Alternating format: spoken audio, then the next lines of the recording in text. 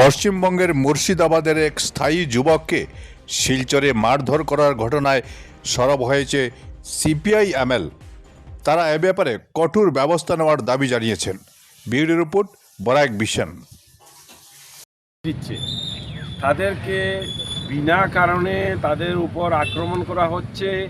সেই আক্রমণের বিরুদ্ধে আজকে আমরা AICCTU all India central council of trade ইউনিয়নের পক্ষ থেকে আমরা একটা মেমোরেন্ডাম দিতে যাচ্ছি senior superintendent of police Cachar. ওনাকে আমরা বলে দিচ্ছি আর আমাদের সবের বৈধ কাগজপত্র ওনার কাছে আমরা এক কপি দেওয়ার জন্য আমরা যাচ্ছি, যাতে যাদের উপর এইভাবে আক্রমণ হচ্ছে, কারা করছে, এই দুষ্কৃতিকারীদেরকে তর্জন্তক্রমে ওদেরকে সাজা দেওয়া হোক।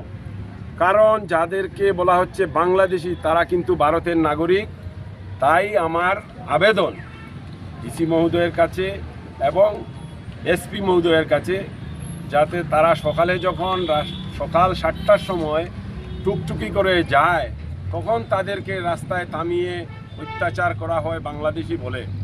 এইসব যদি বন্ধ না হয় তাহলে দেশ শান্তিতে থাকবে না, কাছাড়ে অশান্তির সৃষ্টি হচ্ছে।